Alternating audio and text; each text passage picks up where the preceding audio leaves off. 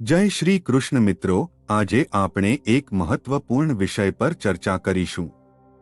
તમે બધા લોકો મહાકુંભ ગયા હશે, કારણ કે અંદાજે 55 કરોડથી વધુ લોકો પહેલાથી જ સ્નાન કરી ચૂક્યા છે। અને ઘણા લોકો મહાકુંભમાંથી જળ લઈને આવ્યા હશે અને તમને પ્રશ્ન થતો હશે કે આ પાણીનું શું કરવું, કેવી રીતે ઉપયોગમાં લાવવું, ક્યાં રાખવું, ઘર લઈ જઈ શકીએ કે નહીં, અને આ જળ લાવવું જોઈએ કે નહીં, આ બધા પ્રશ્નો છે। લોકો પૂછે છે કે આ જળ ક્યાં રાખવું અને ક્યાં નહીં રાખવું, જે જળ બરબાદ પણ કરી શકે છે। તો મિત્રો, શાસ્ત્ર મુજબ આપણે શું કરવું જોઈએ, શું વિધિ હોવી જોઈએ, ક્યાં પાણી રાખવું જોઈએ અને શું તેનો ઉપયોગ કરવો જોઈએ, આ બધાને ધ્યાનમાં રાખીને આજનો વિડિયો બનાવ્યો છે, જેમાં અમે જણાવીશું કે ત્રિવેણી સંગમનું જળ લાવવું જોઈએ કે નહીં। જો તમે જળ લાવ્યા છો તો તેને ક્યાં રાખવું જોઈએ, કેમ કે ત્રિવેણી સંગમનું જળ ખરેખર તમને બરબાદ કરી શકે છે અને બધી મનોકામના પૂર્ણ પણ કરી શકે છે। આ પાણીમાં અદ્ભુત ક્ષમતા છે, તે તમને મોટા મોટા કર્જથી મુક્ત કરી શકે છે અને કર્જદાર પણ બનાવી શકે છે। મહત્વનું છે કે આ જળનો તમે કયા ઉપયોગ કર્યો છે, ક્યાં રાખ્યું છે અને કેવી રીતે તેનો ઉપયોગ કરી રહ્યા છો એ જાણવું જરૂરી છે। જો તમે તેને યોગ્ય રીતે રાખી રહ્યા છો, યોગ્ય જગ્યાએ રાખી રહ્યા છો અને યોગ્ય રીતે ઉપયોગ કરી રહ્યા છો, તો આ તમને ઘણું ધન અને સમૃદ્ધિ આપશે, ઘરમાં સુખ અને શાંતિ લાવશે, પરિવારને વધારશે અને દરરોજ આગળ વધારશે। પરંતુ જો તમે તેને ખોટી જગ્યાએ રાખી હશો કે ખોટા ઉપયોગમાં લાવશો તો આ તમને બરબાદ પણ કરી શકે છે, તમારા વ્યાપારને નષ્ટ કરી શકે છે, નોકરીને ખોટી કરી શકે છે અને જીવનમાં ઝઘડા અને કલહ લાવી શકે છે, જન્મ આપી શકે છે, કેમ કે તેની ક્ષમતા વધારે છે, શક્તિ વધારે છે। તેથી જાણી લો કે આ જળને ક્યાં રાખવું જોઈએ, આ જળનો શું ઉપયોગ કરવો જોઈએ અને શું ન કરવું જોઈએ। ચાલો વિડિયો શરૂ કરીએ। મહાકુંભ સ્નાનનું ફળ મેળવવા માટે માતા ગંગાના આશીર્વાદ મેળવવા માટે કોમેન્ટ બોક્સમાં જરૂર લખો, હર હર ગંગે, જય માતા ગંગે। માતા ગંગીના આશીર્વાદથી તમારા જીવનના દુઃખો સમાપ્ત થશે અને તમારી જિંદગીમાં ખુશીઓ આવશે। 144 વર્ષ પછી આવો યોગ બન્યો છે। આ સમયે લાવેલ જળ અને રજનું વધુ મહત્વ છે। બીજા સમયે જ્યારે તમે જાઓ છો ત્યારે માત્ર જળ લાવીએ છીએ, જેમાં માતા ગંગાનું અને માતા યમુનાનું પ્રતિપાલન હોય છે, તેમની શક્તિઓ હોય છે। પરંતુ હવે કુંભના સમયે જો તમે જાઓ તો જુઓ ત્યાં કેટલા લાખો મોટા મોટા સાધુ સંતો હોય છે, ત્યાં મોટા મોટા કલ્પવાસી છે, તેમના પગ ત્યાં પડતા હોય છે। જ્યારે તેમના પગ ત્યાં પડે છે ત્યારે ત્યાંની માટી, રજ અને પાણી વધુ પુણ્યવાન થઈ જાય છે, કેમ કે ઘણા એવા સાધુ સંતો છે જે આ કુંભમાં સ્નાન કરવા જ આવતા હોય છે, અને તે એવા સાધુ સંતો છે જે ન જાણે ક્યારથી મોટા મોટા કંદરામાં, દૂરના પર્વતોમાં તપસ્યા કરે છે, કઠિન તપ કરે છે, ભગવાનની સાધના કરે છે, જે સીધા ભગવાનના આશીર્વાદથી જ ચાલે છે। આ માનવું કે જેમણે ભગવાનનો પ્રેમ છે એવા ભગવાનના પ્રિય સાધુ સંતો જ્યારે તે પાણીમાં સ્નાન કરી રહ્યા છે, તેમના પગ તે રજમાં પડી રહ્યા છે, તે મિટ્ટીમાં પડી રહ્યા છે, જ્યારે તે રજ અને તે જળ તમારા ઘરમાં આવશે ત્યારે તેઓ સાધુ સંતોના પુણ્યના પ્રતિપાદથી જે ઉર્જા આવશે તે જુઓ।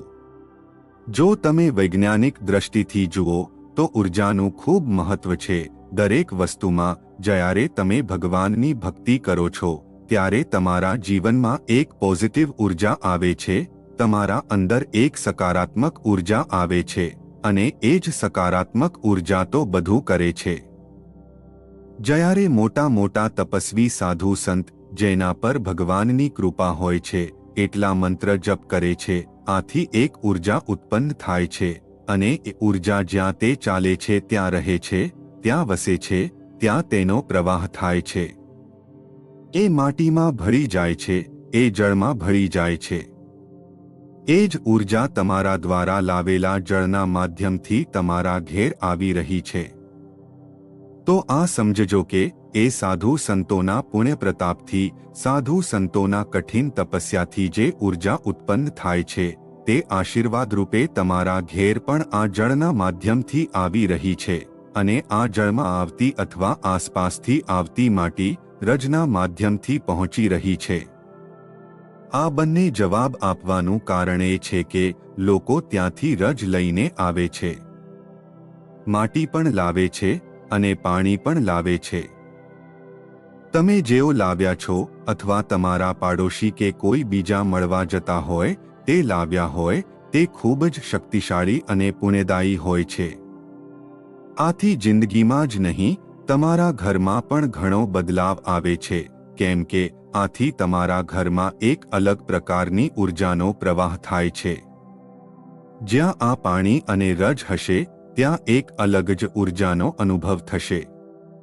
હવે તમે પાણી તો લાવી લીધું, પણ એનો યોગ્ય ઉપયોગ કરવો પણ ખૂબ જ જરૂરી છે. કારણ કે જે ઉર્જા છે તેનો યોગ્ય જગ્યાએ અને સાચા રીતે ઉપયોગ કરશો તો તે ફળદાયક બને છે. પરંતુ જો તેનો દુરુપયોગ કરવામાં આવ્યો કે યોગ્ય જગ્યાએ નહીં રાખવામાં આવ્યો તો તે ઉર્જા કે જળ તમારા માટે હાનિકારક પણ બની શકે છે. એક દોષ પણ ઊભો થાય છે. જે વસ્તુ પવિત્ર છે તે પાપકારક પણ બની શકે છે જો તેને ખોટી જગ્યાએ રાખવામાં આવે અથવા ખોટા રીતે ઉપયોગ કરવામાં આવે. હવે વાત કરીએ કે તમે જે જળ લાવ્યા છો તેનું શું કરવું, તેને કઈ રીતે અને ક્યાં રાખવું છે, તેનો યોગ્ય ઉપયોગ શું છે અને તેનો સાચી વિધિ વિધાન શું છે. તમે જળ લઈને આવ્યા છો તે ખૂબ જ ઉત્તમ છે. તમે માટી લઈ આવ્યા છો, બહુ સારું છે, તમે ત્યાંથી લાવ્યા હશો. ત્યાં સામાન્ય રીતે પ્લાસ્ટિકની કોઈ બોટલ કે કેન મળતા હોય છે, કેમ કે તે ત્યાં સુવિધા માટે છે. હવે આ જળને તમે કોઈ તાંબાની કેન કે પિત્તળની કેનમાં રાખો. પ્રયાસ કરો કે પ્લાસ્ટિકની કેનમાં ન રાખો. જો શક્ય હોય તો તાંબા કે પિત્તળના બોટલમાં જ આ જળ રાખો. પહેલા તો આ જળને તમારા રસોડામાં રાખો થોડી વાર માટે. જો તમે તેને ક્યાંક સ્ટોર રૂમમાં રાખ્યું છે તો ત્યાંથી ઉઠાવીને થોડા સમય માટે રસોડામાં રાખો. ઘરમાં રાખો અને તમારા પિતૃઓને વિનંતી કરો, એક પાત્રમાં થોડું જળ કાઢી લો, કોઈ કપમાં જળ કાઢી લો અને દક્ષિણ તરફ મુખ કરીને તમારા પિતૃને તે જલથી અર્ઘ આપો કે હે પિતૃઓ, આ ત્રિવેણી સંગમનું જળ છે, આના પુણ્યથી તમે પવિત્ર અને તૃપ્ત થાઓ. તે જળ તમારે તમારા પિતૃને જરૂર જ અર્પણ કરવું છે. જો જળ ન આપી શકો તો તેને થોડી વાર રસોઈમાં રાખી શકો છો અને તમારા પિતૃને વિનંતી કરો કે તમે આવો અને આ જળ ગ્રહણ કરો. આ પવિત્ર ત્રિવેણી સંગમનું જળ છે જે અમે તમારા નિમિત્તે લઈ આવ્યા છીએ. આ રીતે તમારે તમારા પિતૃઓ સાથે કરવાનું છે. નિમિત્તે તેને થોડા સમય માટે રસોડામાં રાખવું છે. પછી ત્યાંથી ઉઠાવીને તમારા પૂજા ઘરમાં રાખજો. પૂજાના ઘરમાં તે જળની પૂજા કરવાની છે, કારણ કે તે માતા ગંગાનું પવિત્ર જળ છે. તમે તેને ઘરે લઈને આવ્યા છો એટલે તમે એ શક્તિને ઘરે લઈને આવ્યા છો. તે શક્તિની પૂજા થવી જોઈએ, આરાધના થવી જોઈએ. જળનો જે પાત્ર છે તેને કોઈ ચોકી પર કે કોઈ સ્થળ પર રાખજો. તેના પર તિલક કરો, અક્ષત લગાવો, જો ફૂલો હોય તો ફૂલની માળા પહેરાવો અથવા ફૂલ અર્પણ કરો, ધૂપ પણ કરજો અને દીવો પણ કરજો. આ રીતે તમે તેની પૂજન કરશો. હર હર ગંગે જે મંત્ર છે તેની 1 કે 5 વાર જાપ કરવો જોઈએ.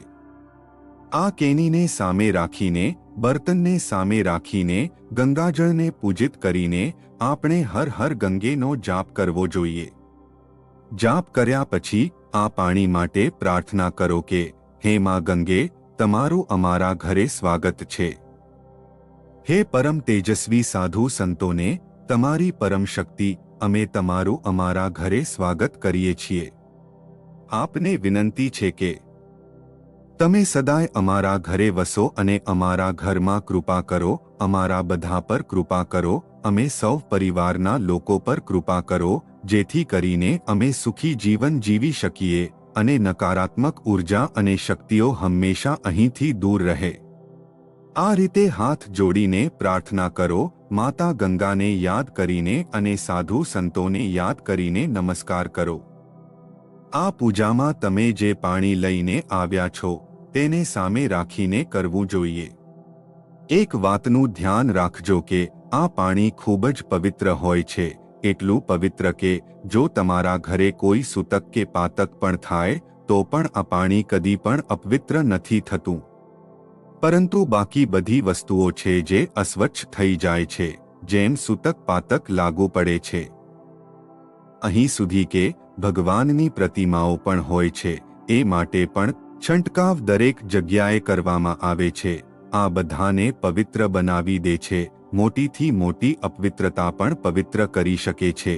આ પાણીમાં એટલી શક્તિ છે. હવે વાત કરીએ કે તમારે આનો ઉપયોગ કેવી રીતે કરવો છે. સૌથી પહેલા પિતૃઓની તૃપ્તિ માટે અમે તમને જણાવી દઈશું કે તમારે શું કરવું જોઈએ. પિતૃઓની તૃપ્તિ કેવી રીતે કરવી તે આ પાણીથી કરી શકો છો. ત્યારબાદ આ પાણીને તમારા મંદિરમાં રાખો. તમારા મંદિરમાં જે પણ સ્થાન યોગ્ય લાગે ત્યાં રાખી શકો છો. જો તમારી પાસે મંદિરમાં જગ્યા હોય, જો યોગ્ય સ્થળ પર નથી, તો આ પાણીનો ઉપયોગ કરવા માટે કોઈ પવિત્ર તારીખે, જેમ કે આવતી અમાવસ્યાને કે આવતી પૂર્ણિમાને તમને આ પાણીથી સ્નાન કરવું પડશે. કારણ કે આ પાણી એટલું યોગ્ય નહીં કે તમે સંપૂર્ણપણે સ્નાન કરી શકો. તો તમે શું કરશો? સ્નાન કરવાનું પાણીમાં આ પાણીમાંથી થોડું પાણી મિક્સ કરી લો. મિક્સ કરતી વખતે પહેલું આ પાણી નાખો, પછી બાકીનું પાણી ભરો. આથી તમને ત્રિવેણી સંગમ પર સ્નાનનો પુનઃ ફળ મળશે. અને તમે જાણો છો કે અમાવસ્યા હોય કે પૂર્ણિમા, બંને પર જ પવિત્ર નદીઓ સ્નાન કરવાનું મોટું ફળ છે. તો જો તમે આ જળથી અમાવસ્યામાં કે પૂર્ણિમામાં સ્નાન કરશો તો તમને પવિત્ર નદીમાં સ્નાન કરવાનું ફળ મળશે. એટલે તમને આ જળથી સ્નાન કરવું જ જોઈએ. પહેલા પ્રયોજન તો આ કરો. અને બીજી વાત, જ્યારે અમાવસ્યા આવે ત્યારે તમે બધા પિતૃઓનું તર્પણ કરો. આવનારી અમાવસ્યા, કારણ કે જે પૂરી થઈ જશે તે શિવરાત્રી પર પૂરી થશે. અને પછી અમાવસ્યા છે. કઈ અમાવસ્યા? ફાલ્ગુનની અમાવસ્યા. આ પિતૃ માટે તર્પણ કરો. ખૂબ જ મહત્વનું છે મિત્રો. પિતૃઓના નિમિત્તે તર્પણ કરો. જ્યારે તમે તર્પણ કરશો ત્યારે આ જળ તમને એવું ફળ આપશે કે જેણે તમે તમારા પિતૃઓને ત્રિવેણીમાં સ્નાન કરાવી દીધું હોય. અને પિતૃઓને ત્રિવેણીમાં સ્નાન કરાવવાનો ફળ તો તમે બધા જાણો છો મિત્રો. જો તમે પિતૃઓને ત્રિવેણી સંગમ પર સ્નાન કરાવશો તો આથી તમારા પિતૃઓ માત્ર પ્રસન્ન નથી થાય, પણ તેઓ તૃપ્ત પણ થાય છે. જો કોઈ એવા પિતૃઓ હોય છે જે અહીં ત્યાં ભટકતા રહે છે અને જેમને મુક્તિ નથી મળતી, તો તેમને મુક્તિ પ્રાપ્ત થાય છે. અને જ્યારે તેઓ પિતૃ પ્રસન્ન થાય છે ત્યારે તેમની ખુશીની અસરથી તમારા ઘરમાં લક્ષ્મી સદા માટે વસે છે. તમારા ઘરના કરહ અને કલેશ દૂર થઈ જાય છે અને ઘરની ઉન્નતિ વધે છે. જે વંશવૃદ્ધિ અટકી હતી તે પિતૃઓની નારાજગીના કારણે ફરી શરૂ થઈ જાય છે. આ ત્રિવેણીનું પાણી ખૂબ જ પુણ્યદાયી છે. આનો ઉપયોગ કરો. આવતી અમાવાસ્યાને, ફાલ્ગુન અમાવાસ્યાને અને પછી જે આગામી અમાવાસ્યા આવશે તે વખતે પણ કરો. વૈશાખ અમાવાસ્યાએ કરો. અને ખાસ કરીને જે પિતૃ અમાવાસ્યા સપ્ટેમ્બરમાં આવે છે તે વખતે જરૂરથી કરો. તે કાર્તિકમાં તમે જરૂર આ કરો. આ જળ તમારા માટે ખૂબ જ ચમત્કાર કરશે. આ જળ તમારા જીવનમાં ખુશીઓનો માર્ગ ખુલ્લો કરશે. તો એક પ્રયાસ તરીકે તમે આમાં સ્નાન કરશો. બીજું, આ જળથી તમે અમાવસ્યાએ પિતૃઓનું તર્પણ કરશો. પિતૃઓને તૃપ્ત કરો છો. અમે તમને રીત જણાવીશું કે દરેક અમાવસ્યાએ તર્પણ કેવી રીતે કરવું.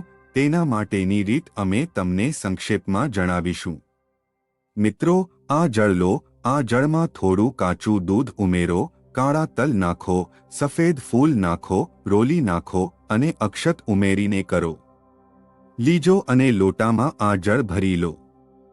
બધું મિશ્રિત કરીને કુશા સાથે તમારે તર્પણ કરવું છે. સીધા હાથમાં અંગૂઠા અને આંગળી વચ્ચે જળને બૂંદ પાડતા કુશા સાથે કરીશો અને તમારે તમારા પિતૃઓને યાદ કરીને આ તર્પણ કરવું છે. તમારી સાથે જે કોઈ પિતૃ છે તેનાથી સંબંધ મુજબ તેમને યાદ કરો અથવા તેમના નામથી સ્મરણ કરીને કહો કે આ જળ સ્વીકારી લો અને તૃપ્ત થાઓ. આ કાર્ય તમે કુતુબ કાળમાં કરશો, જેનો સમય 11:30 થી 12:30 સુધી હોય છે, પણ આ સમય શહેર પ્રમાણે થોડો બદલાતો પણ રહે છે. હવે આગળ વધીએ.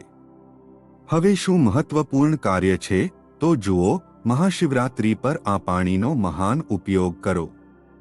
તમને અદ્ભુત ફળ મળશે. તમે બધાએ જાણ્યું હશે કે લોકો દૂર દૂરથી પગપાળા ચાલીને ગંગાનું જળ લઈને આવે છે ભગવાન ભોલેનાથને અર્પિત કરવા માટે. આ મહાશિવરાત્રિ એક મોટો અવસર છે. જો તમે ત્રિવેણી સંગમમાં ભગવાન શંકરનો અભિષેક કર્યો તો તેના ફળની તમે કલ્પના પણ કરી શકતા નથી. આ એટલું ચમત્કારિક જળ છે કે લોકો દૂરથી મહેનત કરીને લાવે છે. પછી ભગવાનને ગંગાના જળથી સ્નાન કરાવે છે.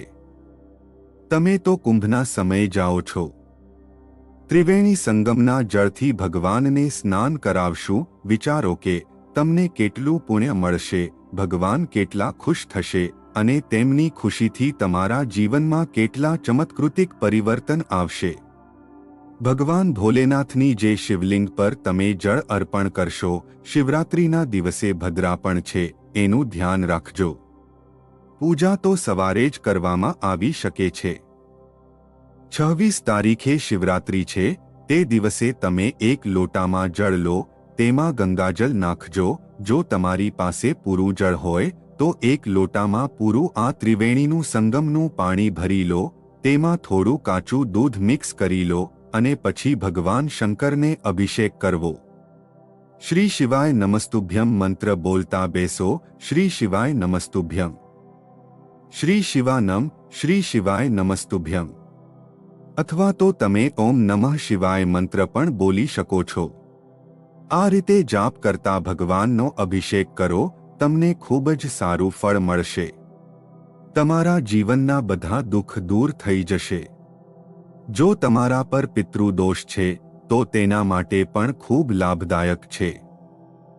જો તમારું ચંદ્ર ખરાબ છે તો આ ભગવાન શંકરના પાણીથી તમને ઘણો લાભ થશે. વિચારો કે તમે એક જળ લઈને આવી રહ્યા છો. તે તમારા ત્રિવેણી સંગમથી ભગવાન શંકરના કરવાને કેટલું મહત્વ ધરાવે છે. આ એક નાનું કાર્ય નથી. હવે આપણે વાત કરીએ છીએ જે માટી તમે લઈ આવ્યા છો તે ત્રિવેણી સંગમની પવિત્ર માટી છે.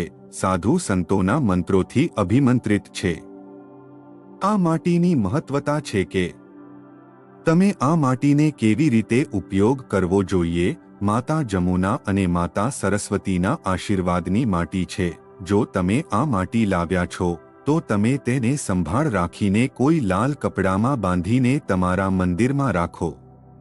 આને પૂર્વ દિશામાં રાખજો અથવા ઉત્તર પશ્ચિમ કે ઉત્તર પૂર્વના ખૂણામાં રાખજો.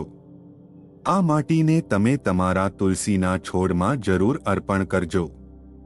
જ્યારે તમે આને તુલસીના છોડમાં અર્પણ કરશો અને પાણી આપશો ત્યારે માતા તુલસી આથી પ્રસન્ન થશે.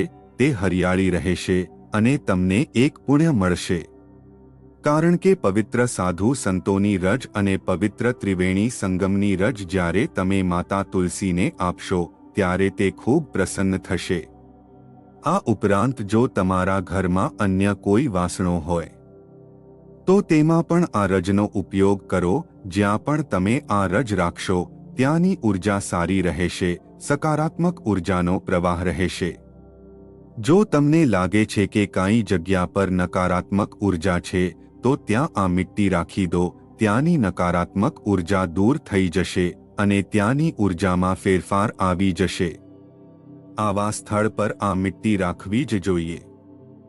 જો કોઈ વ્યક્તિ ત્રિવેણી સંગમ પર નથી જઈ શક્યો તો તેને આ રજને પોતાના માથા પર લગાવવી જોઈએ, જેથી તેને ત્રિવેણી સંગમના દર્શનનું ફળ મળે. હવે વાત કરીએ કે જો તમે ત્રિવેણી સંગમથી આવ્યા છો કે કુંભથી આવ્યા છો તો તમારે શું કરવું જોઈએ. જો તમે કુંભ સ્નાન કરીને આવ્યા છો તો ઘેર આવતા પછી તમારે કોઈ કન્યાનું પૂજન કરવું જોઈએ. કન્યાનું પૂજન કરીને તેમને થોડું દાન આપવું જોઈએ. આ ઉપરાંત તમારે કોઈ બ્રાહ્મણને ભોજન કરાવવું જોઈએ. બ્રાહ્મણને ભોજન કરાવીને તેમને દાન અને દક્ષિણા વગેરે અવશ્ય આપવી જોઈએ. એમની સાથે તમે તમારી બહેન અને બેટીઓને પણ બોલાવી શકો છો. આ પણ એક વિધિ છે કે તમે તમારી જે પણ બહેન અને બેટીઓ છે એને બોલાવો, તેમને ભોજન કરાવો. ભોજન કરાવીને તેમને સારી રીતે વસ્ત્ર અને અન્ય ચીજવસ્તુઓ દાનમાં આપો અને પ્રેમથી તેમને વિદાય આપો. આ ખૂબ જ અદ્ભુત મહિમા છે અને તેનું ઘણું ફળ મળે છે. જો તમે બ્રાહ્મણને ભોજન આપી શકો છો તો સારું, નહીં તો તેમને દાન અને દક્ષિણા આપવાનું ન ભૂલતા. પ્રયત્ન કરવો કે બ્રાહ્મણ અને બ્રાહ્મણીના જોડાને બોલાવો અને તેમને ભોજન કરાવો. કન્યાઓને પણ ભોજન કરાવો અને તેમને કેટલીક દક્ષિણા આપી વિદાય આપો, જેનાથી તમને ખૂબ જ પુણ્ય મળશે. મિત્રો, જો તમને આ માહિતી પસંદ આવી હોય તો વિડીયોને લાઇક કરી આપણી યુટ્યુબ ચેનલને સબસ્ક્રાઇબ કરી દેજો. સાથે કોમેન્ટ બોક્સમાં હર હર મહાદેવ કે જય શિવ શંકર લખી દેજો. આ વિડીયોને અંત સુધી જોવા માટે તમારો ખૂબ ખૂબ આભાર.